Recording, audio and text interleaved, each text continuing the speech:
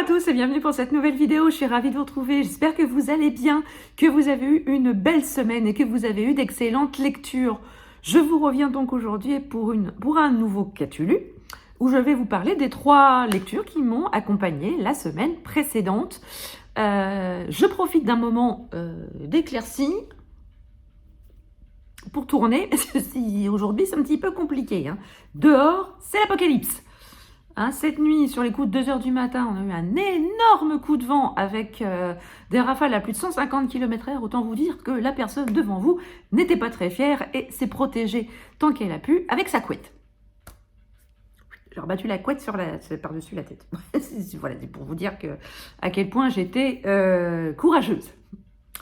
Sachant que contre des rafales à 150 km/h, rabattre la couette au-dessus de votre tête ne vous protège en rien.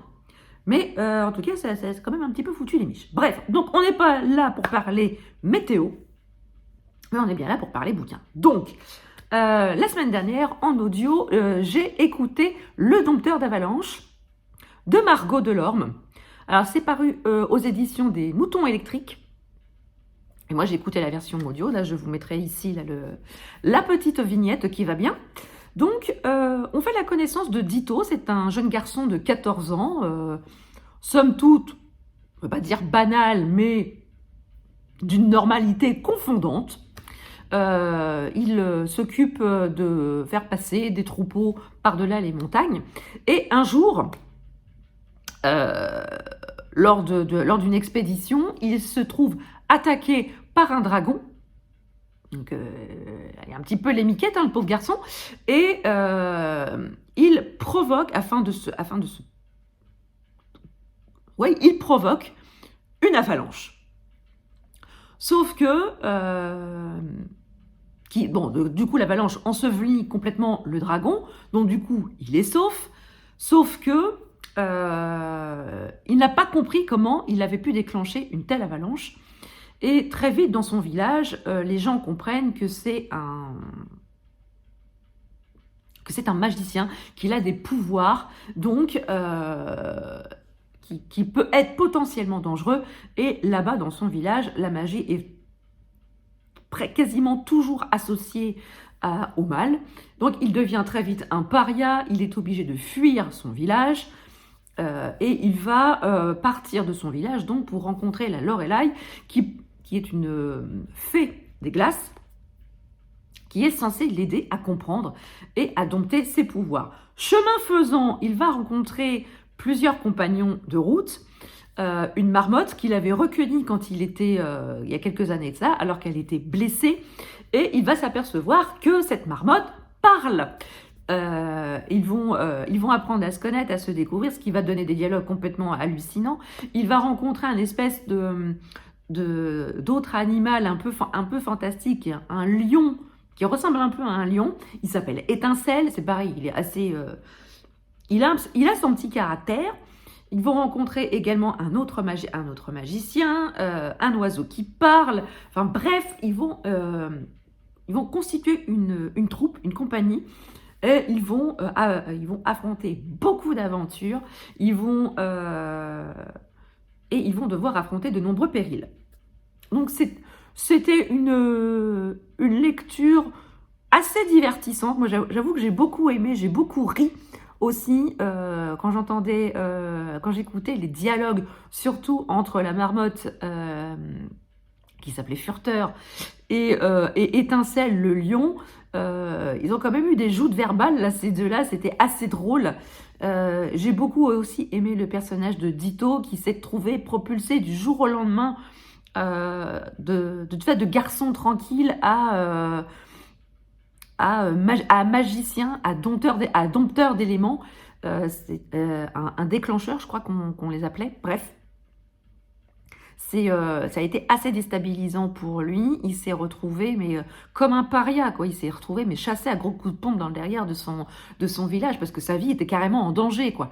Donc voilà, il y a beaucoup de valeurs, l'amitié, la loyauté, la confiance en soi, beaucoup aussi voilà, les préjugés, la peur de ce qu'on ne connaît pas. Voilà. Alors c'est un récit jeunesse, assez jeunesse quand même, mais voilà, c'est assez plaisant. Moi, j'ai beaucoup aimé. Je crois que c'était un premier roman de Margot Delorme, et franchement, je trouve que c'est quand même pas mal. Il y a quand même de bons éléments pour un premier roman. Je pense que c'est à mettre entre toutes les mains, qu'elles soient jeunes ou moins jeunes, hein, comme moi. Hein. Si vous êtes adulte et que vous aimez ce genre de récit, fantasy, jeunesse, vous pouvez y aller. C'est assez... Et franchement, la version audio, elle est vraiment très très sympa. Donc voilà. Voilà pour la lecture audio de la semaine. Alors, autre roman que j'ai lu, il s'agit de Sur un arbre perché de Gérard Sarayan, publié aux éditions Tornada. Donc c'est la nouveauté, c'est la publication des éditions Tornada du mois de janvier. Et je crois qu'il sort le 16 ou 17, enfin bref, il sort cette semaine. Donc c'est pour ça que je peux vous en parler maintenant. Donc dans ce roman, on fait la connaissance d'Alice, qui est en couple avec Guillaume. Et Guillaume a 2 enfants, Barbara qui est une jeune adolescente de 14-15 ans je crois, et Dimitri qui a 4 ans. Alors si les relations avec Barbara sont un petit peu tendues, bon c'est une ado, voilà, c'est la nouvelle compagne de son père, elle va pas lui faciliter la tâche, et voilà, c'est une ado de maintenant, hein, donc elle parle beaucoup plus à son téléphone qu'aux personnes qui sont autour d'elle. Par contre, la relation qu'elle entretient avec Dimitri est beaucoup plus fusionnelle. Elle adore ce petit garçon, qui lui rend bien d'ailleurs. Et au début du roman, Alice est enceinte. Elle attend un enfant. Et pour consolider un petit peu ces relations avec les enfants de son compagnon, il décide de passer une journée dans un parc d'attractions à Paris. Ils habitent Lyon. Donc, elle entreprend un voyage avec les 2 enfants de son compagnon en train jusqu'à la capitale où ils vont rejoindre Guillaume qui est déjà sur place. Arrivé à la gare de Lyon, rappelons aussi que la gare de Lyon est une des gares les plus fréquentées de France, si ce n'est d'Europe. Il y a énormément de monde. Et là, le drame arrive après une seconde d'inattention. Alice perd de vue Dimitri, il est absorbé par la foule, il disparaît, c'est l'angoisse, les services de sécurité de la gare sont mis en alerte, la police est mise en alerte, tout est mis en œuvre pour retrouver le petit garçon, sauf que il s'est complètement volatilisé, personne ne l'a vu. Sur les caméras de surveillance, c'est extrêmement compliqué d'avoir une image absolument nette de ce qui s'est passé. N'y tenant plus, elle se précipite dans la gare à la recherche du petit garçon et arrive ce qui devait arriver. Elle est percutée par une voiture. Elle a un très très grave accident de voiture. Elle se réveille quelques jours plus tard et le constat est effarant. Dimitri est toujours porté disparu et va s'en suivre une descente aux enfers pour Alice. Car elle est considérée comme la belle-mère négligente. Tout le monde lui tourne le dos. Alors, la maman du petit garçon qui en rajoute à qui mieux, forcément. C'est extrêmement compliqué pour elle à gérer, surtout qu'elle voue un amour incommensurable à ce petit garçon. Donc pour combattre cette culpabilité fulgurante, elle va tout mettre en œuvre, elle va elle-même mener l'enquête pour retrouver Dimitri. Et elle va clairement se mettre dans des situations hyper dangereuses. Elle va subir bon nombre d'épreuves extrêmement dangereuses où sa vie va vraiment ne tenir qu'à un fil. Il lui arrive énormément de choses. Je me suis même dit à un moment, c'est même beaucoup pour une seule et même personne, la pauvre. Elle va vraiment mettre sa vie en danger. Elle va vraiment tout mettre en œuvre pour retrouver son petit garçon. Et voilà, la tension monte vraiment crescendo. Et arrive la 3e partie du roman, et là on se dit, bon, il va arrêter, ça va peut-être arrêter de lui arriver des bricoles. Eh ben non l'auteur en a rajouté une couche, si c'était pas encore assez.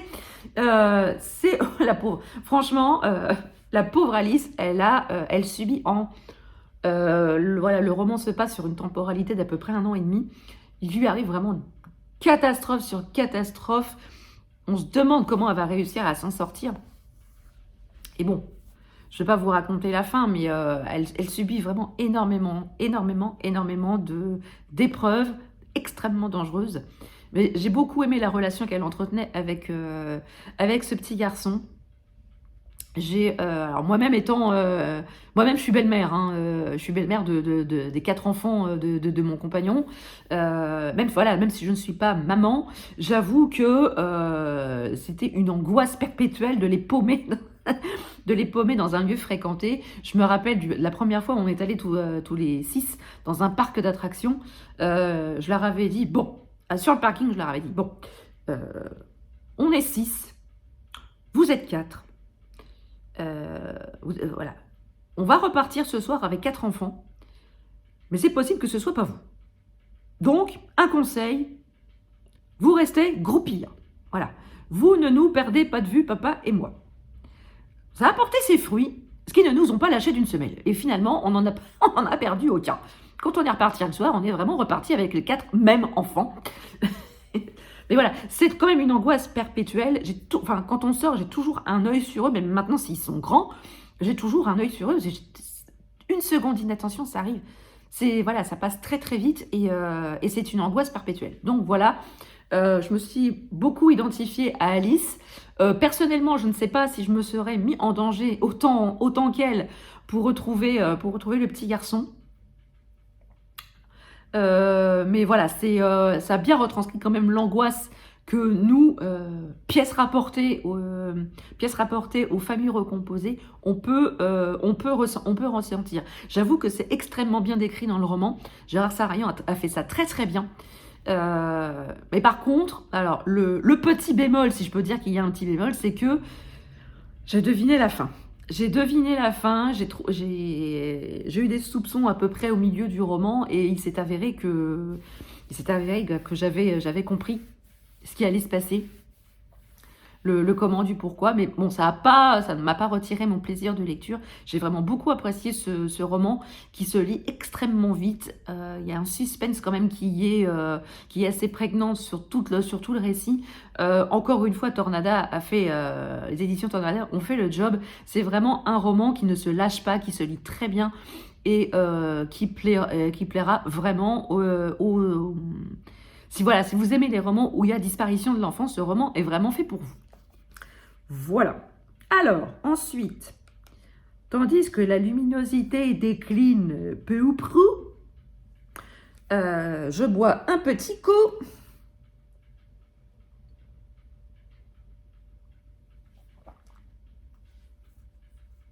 Le thé, c'est la vie, les gars. Bref, j'ai lu Le chant du silence de Jérôme Loubry, publié aux éditions Calman-Lévy Noir. Alors, c'est le dernier roman de Jérôme Loubry qui est sorti début janvier.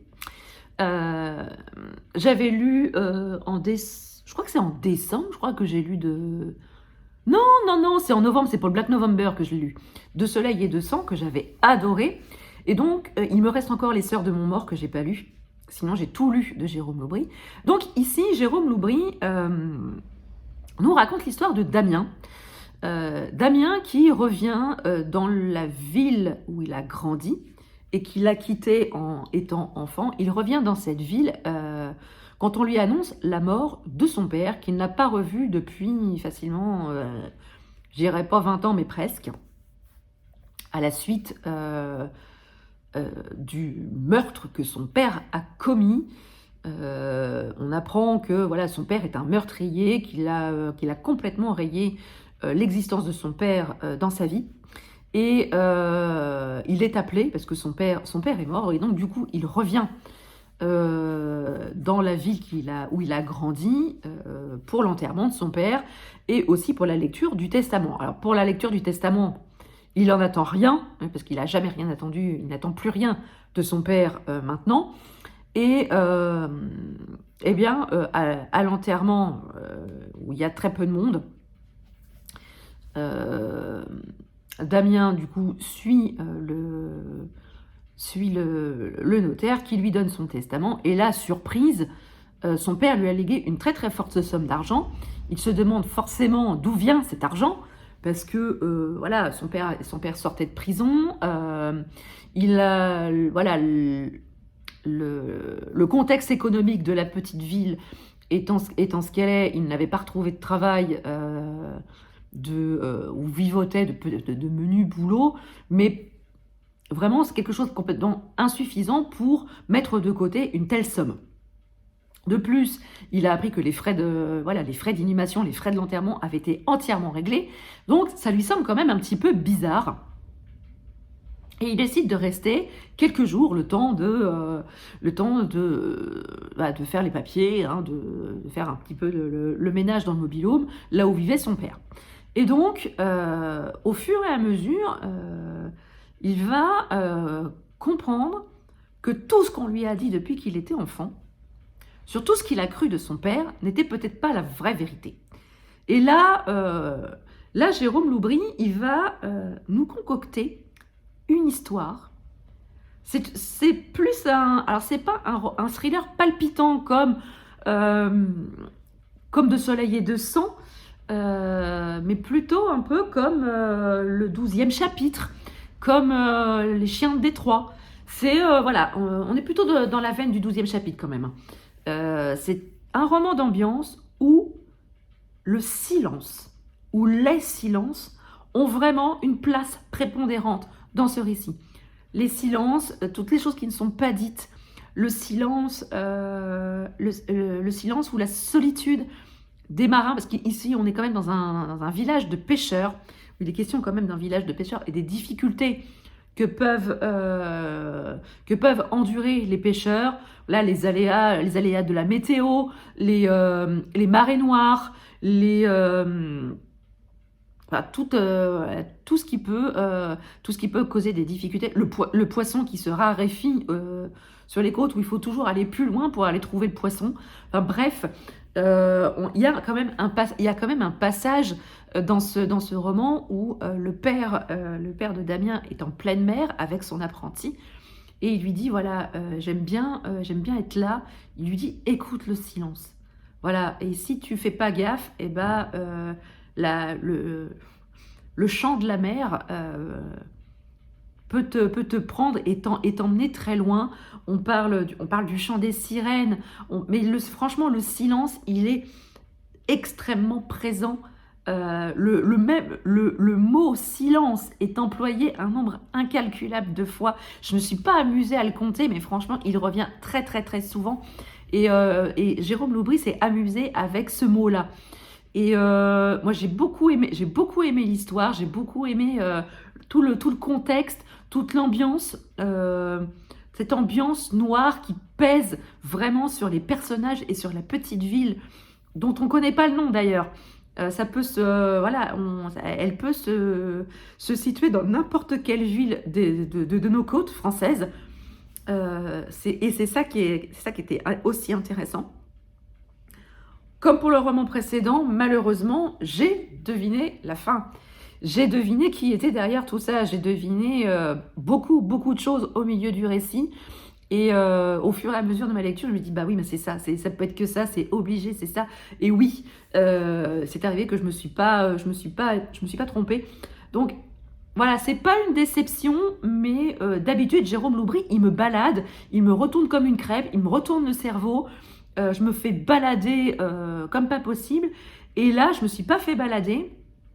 J'ai deviné. Mais ce que j'ai aimé dans ce roman, c'est voilà, toute cette ambiance noire, pesante, ce silence, ces silences extrêmement pesants, tous ces non-dits, tous ces secrets qui ont plombé l'enfance de Damien et qui a amené tous les événements qui se passent dans ce roman. Donc voilà. Voilà, si vous avez aimé le 12e chapitre, je vous conseille cet opus de Jérôme Loubry qui vous ramènera un peu dans cette ambiance-là. Mais vous attendez pas non plus à un trailer haletant à vous retourner le cerveau, comme Les Refuges ou comme De Soleil et de Sang. Mais c'est plutôt ici un roman d'ambiance. Donc voilà, ce Qu'as-tu lu est à présent terminé. J'espère qu'il vous aura plu. N'hésitez pas à me dire en commentaire si je vous ai donné envie de lire ces romans ou si vous les avez déjà lus. N'hésitez pas à me dire ce que vous en avez pensé en commentaire. Vous savez que j'adore vous lire et que je vous réponds. Si vous avez aimé cette vidéo, n'hésitez pas à mettre un petit pouce en l'air et à la partager. Si le cœur vous en dit, n'hésitez pas à vous abonner si vous n'êtes pas encore abonné à la chaîne. C'est gratuit, ça fait plaisir et ça ne fait de mal à personne. Sur ce, je vous laisse. Je vous souhaite une très très belle journée, de très très belles lectures, une très très belle semaine et je vous dis à très bientôt pour une prochaine vidéo. Ciao!